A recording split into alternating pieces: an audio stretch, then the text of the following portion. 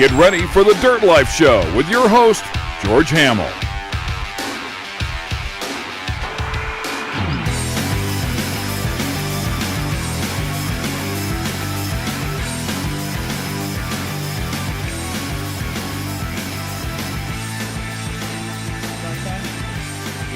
Yeah. Welcome, everybody, to the Dirt Life Show, episode 153. We are at, what do you call your place, Mark? Butcher compound? Yeah, Butcher's Den. Butcher's Den. We're at the Butcher's Den. Well, I'd like to call it the home of the Hooligans as well. But my name is Georgie Hamill. Welcome to the Dirt Life Show. Today we're going to talk with some awesome people, super gnarly dudes, actually, about the Mint 400 and these Harley-Davidson V-twins that they convert into dirt bikes. So I'd like to welcome Mark Adkins. Hey, how you Rusty doing? Butcher to the show. James Hill, dude, we always see you. What's Yes, up, sir? dude? IMG Motorsports, and then we got a bunch of dudes waiting in the background. I don't know if you guys can see on Instagram, but you can see on Facebook and YouTube all the guys in the background. Goodtimes Racing. We got Rich party. Silva. Yep. Let me see here. We got Rich Silva. Chris Meyer's going to come on from Maxis. We got Noah Tedesco and Joey Elms. Tonight's show is going to be badass, man. I can't wait to talk about all this stuff. The things that I wanted to talk about, like I said, were that these dudes are gnarly. 450 pounds of motorcycle is going to be used in the dirt. Can you believe that? And if you guys looked at our Instagram, you saw Mark taking a rip on James' new bike, just breaking it in for him. Yep, that was. Only a couple parts fell off. Yeah, I left to get pizza and then it got ridden. I like to build everyone's bike, so I know that they're not going to finish the Mint, and I have a better advantage. It's a huge competitive advantage, right? Pretty cool, though, man. Who came up with this idea? Like, I want to start talking about the idea and, like, how this all came about, because, honestly, man, it's fucking gnarly. Oh, man, that's a long answer. I guess the short end of it, me and a guy who used to race for me, who's one of my best friends, Mikey Virus, we used to just ride Sportsters in the hills a lot and jump them and build jumps and try to, like, huck as many jumps at this place called... Where did this harebrained idea come from? Quite honestly, I lost my last company. I got sued out of it, and I literally had no money, so I had to sell off. Put the mic as close to your mouth as possible. I had to sell off everything I owned, and I kept one bike, and it was a Sportster, and I decided to make it into a dirt bike. Dude. Because I was bored. Necessity is the mother of invention, right? Yeah, and it worked well, you know. I destroyed my entire body, but here I am, I guess. That's the way it works. So now you're just building one for James so he can do the same thing, or what? Yeah, I also have this good idea where I don't make any money because I build my friends' bikes for free. Just waste your time building your friends' bikes. 110%. That's so awesome. It though, works dude. out pretty good. But I like, love at it. least in the pits, I can hang out with my friends. Yeah, and absolutely. They can annoy me in the pits and in my own shop for free. All right, so I want to give a little bit of more of a backstory, but like let's give a baseline to the audience and to the listeners that are going to listen to the podcast later too. Is that you've raced the Mint 400 3 times on a hooligan bike, 3 or 4, I forget. Yeah, and you finished it how many? once, Dude. 3 times. So I raced it 3 times. I finished once. 3rd time the charm. Whew. And my last Mint finish was interesting to say the least. Yeah, I can only imagine, dude. So like, what's the gnarliest part about it? I mean, like, first of all, just riding a 450-pound bike in the desert is fucking gnarly, but. Well, the off-road Sportster thing's so fun because it's like you jump 20 feet on a Sportster and it feels like the craziest thing you've ever done in your life. It feels like a Supercross triple. Yeah, it's like way gnarly, and like no one cares if you jump a triple on a dirt bike. Yeah. So when I jumped at 20 feet on a Sportster, it was like this big thing. I always made fun of my dad for desert racing and desert riding because I grew up as a track kid. Yeah. Desert racing is probably one of the gnarliest things I've ever tried to do. Dude, it's pretty sick, though, that you It's guys... scary.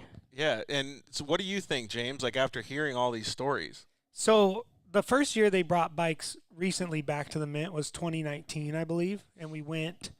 I raced dual sport because I'm like, dude, they're bringing bikes back. I want to be involved, right?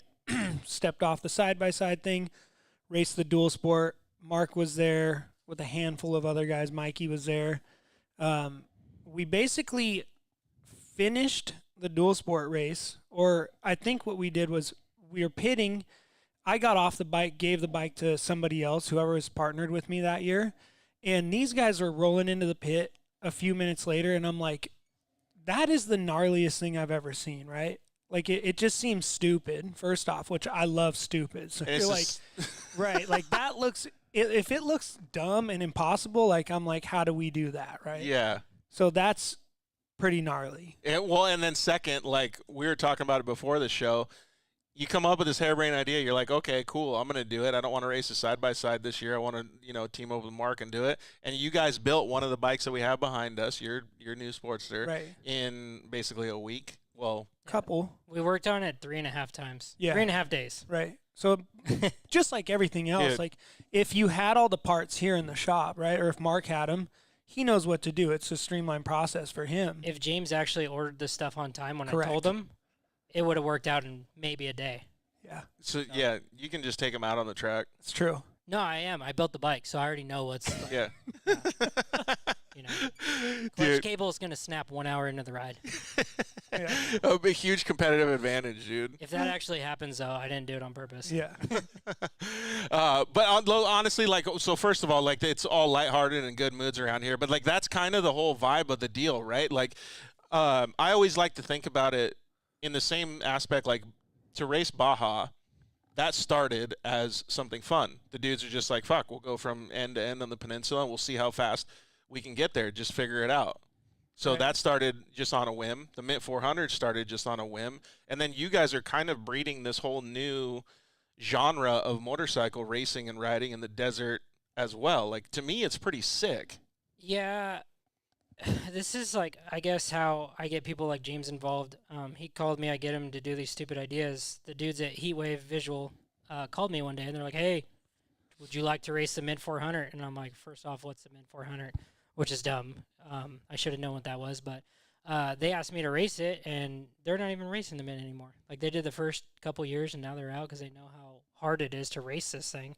It's physically, It's so gnarly. Like, I think the last year there was like a 14-mile like sand whoop section that just like completely annihilated my back. And you have to roll everything on a Sportster. You cannot blitz whoops. You cannot double them. Like, every now and then you can kind of get your wheel over one, but there's just like endless. So sand whoops. explain that a little bit. Like, James was saying, like, on the dual sport, right? Or you got an enduro bike. Like, there's a massive difference because that's under 200 pounds or 240 250 pounds, There's 250 like what pounds, the dual right? Like, sport is. and then so that you can lean back and you can just smash, right? But like on these things, there's no way. No, that's how you yard sell. That's like, people come in real. I've tried to calm him down because he's actually pretty damn fast. You can't ride over your head, and you can't ride it like you're riding a dirt bike. The weight will check you in 2 seconds, and once that thing starts going, it's swapping. And it's definitely something to get used to. I always tell everyone. They all looked at me in the beginning of the Mint. There's probably about 20 dudes lined up that we got to race the Mint the first couple years, and I go, man, your guys' main goal is to finish this thing. And they like looked at me crazy. I'm like, but 20 dudes raced them in on a Sportster, and 4, maybe 5 finish Seriously? every time. Is that because bike problems or just because Oh, just- dudes can't handle it? Everything, all of the above. Bike problems, like the first Mint, I had electrical issues. I had saddlebags, and it literally just put too much weight on a fender and ripped out a bunch of wiring. So I was chasing that. I finished 1 lap out of the 2. That was a longer loop. I think they were Dude. about 80 miles. Whiskey just logged on too. What's up, David? Yeah, like, dude, that just seems so gnarly to me. Like, okay, so track kids, right? We all grew up at the track and stuff like that. Like, getting arm pump and like getting tired. I mean, that can happen in a couple laps. Like, we're talking, the couple laps is like the first 3 corners of the Mint 400. Oh, yeah. So riding just on the dirt bike course of it leading out to the Mint, there's like a mini, I don't know, what is it, like a mile long? Infield. Yeah, like an Right. infield. Like, you already have arm pump by the time you leave that. And if you're smart, like my other racer, Noah, there's like it was tricky, but like you take off like on the line, and there was like this hump. And like if you looked ahead, it just looked like a little couple feet, Yeah. But no one told us on the other end of that it was like an 8-foot drop. And Noah sent his bike completely nosedived, like literally almost endoed, and then smashed his hand through the handguards and literally almost broke his hand. Oh, shit. That's within the On the first- infield? That's like the first 20 feet of the race. Dude, that's wild. A few people just straight off that thing. Just weeded it, yeah. Dude, Yeah. you better like go at least check out the infield before you get out in the desert so you don't wad, or just hit it full throttle. Oh, Yeah. dude, I luckily couldn't jump a Harley a little bit, but I like kind of launched off of it, and I realized I was going forward. And on a Harley, the only safe way to land is on the back wheel with the throttle wide open. Yeah, that's what I'm saying. Like, you're not moving the bike like you would a typical dirt bike. Like, that's not the way that the gyro or the mass works on a Harley, right? It's a little bit, but the only safe way to land on jumping a Harley is back wheel throttle on. So you can't land even, because if you land even, it's all the weights. Oh my God, that Right. hurts my back just fucking thinking about it. Yeah. This is great because I know nothing right now. Dude, you're learning This is so much good right to now. hear these things. So Because Noah, Mark was like, here's the other thing, is I've gone on plenty of dual sport rides where Mark is on one of the Harleys, and we're in ravines or whatever we're out in the hills, and he rides it like a normal dirt bike. So I'm just like, it's gonna be like a dirt bike. I tell everyone, man, if you want to be decent off-roading a Harley, it's all seat time. And I probably have the most dirt miles on a Harley than I would say majority of the people out in the world. dude, well, first of all, dirt miles on a Harley, that's like not regular. Yeah, but street miles, you'll get killed quicker, so. I don't disagree with that statement, actually. Yeah, He did Harley one how in the many- dirt? so for our one audience, loop. Dougie just asked the question, how many miles do you have on the dirt on a Harley, James? I've got 2 loops around the shop. You did ride my bike once, though. I did. So you've got 0.69 close to miles.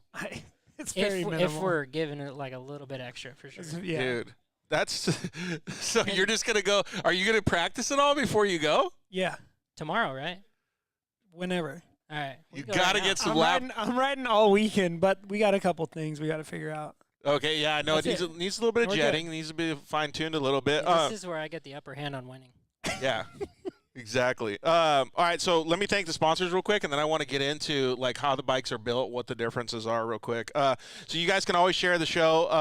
Hit us up in the DMs on Instagram and stuff. Obviously, follow all the guys that we tagged in our stories so you can watch these guys shred at the Mint 400 as well. Thanks to all the companies that sponsor us: KMC Wheels, Maxxis Tires, Motool, Shock Therapy, JL Audio, Evolution Power Sports, Zolander Racing Products, Shock Therapy, Vision Canopies, and Cryo Heat. A lot of those guys will actually be out at the Mint, like actually helping. And so if you guys come out there and see them, check out these fucking bikes and, dude, have some fun. Talk to these dudes because they're fucking crazy.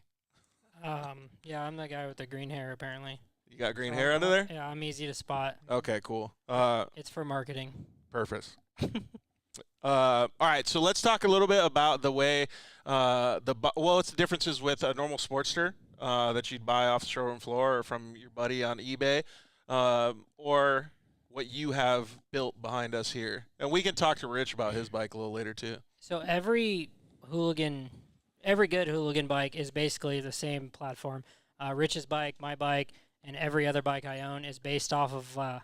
I typically stay in 2000 to 2003, but like a 92 to 2003 Sportster is kind of my go-to thing. Stock bike weight is about 500 pounds, and I take that bike and I just completely strip off everything that has to do with it being a Sportster. I take the frame, motor, swing arm, and then build everything from there. How much does it actually end up weighing then? I think mine are a bit on the lighter side. I probably got a bit more shit into mine than most, so they're probably about 430. Dude, that's so gnarly though, man. Yeah. And I have like probably one of the nicer setups. So 430 pounds riding around, like how does that feel going through a corner? Like just terrible, the worst. Like this isn't a good idea, like at all. I always tell everyone it's more about the like you can tell everyone you did it at the end of the day rather than like it being like, oh yeah, it's a great performance bike, because it's not. Like I have the best suspension that we could do. Race Tech dialed in everything. We've worked with them for years trying to tweak these settings in for the heavy bikes for my heavy ass belly, and like it's still not the best. Yeah, but I mean, like that's as much as you can do, though, right? Oh yeah, I think the last bikes I built were the best case scenario to where you start bending the rules, which I obviously involved with the Mint and everything for creating the rule set. So I don't want people to go to monoshock or do anything like that, because then it becomes like who can fab the best rather than like I like the class being like it's everything on my bike's bolt on. Yeah, just keep it limited and like just keep it gnarly, right? All right, so we got Chris Meyer from Maxxis Tires, his kids in the background as well. What's up, Chris? How are you? What's up, guys? How are y'all doing? Good, man. Good. So we can barely hear you, but dude, these guys are so gnarly. Yeah. It's pretty bananas to see, and I liked what one of them just said. Basically, this isn't a good idea. No, Right? terrible. Which is- We're definitely a group of people with bad ideas. It's wild to understand, though, right? Like, have you? So, Chris, you grew up as a track kid, like what Mark was just talking about at the beginning of the show, too, racing dirt bikes and stuff. Would you even consider racing one of these bad boys? And let alone at the Mint 400. The man? No. Yeah. Well, yeah, maybe. Yeah, I'd need to ride. I'd probably.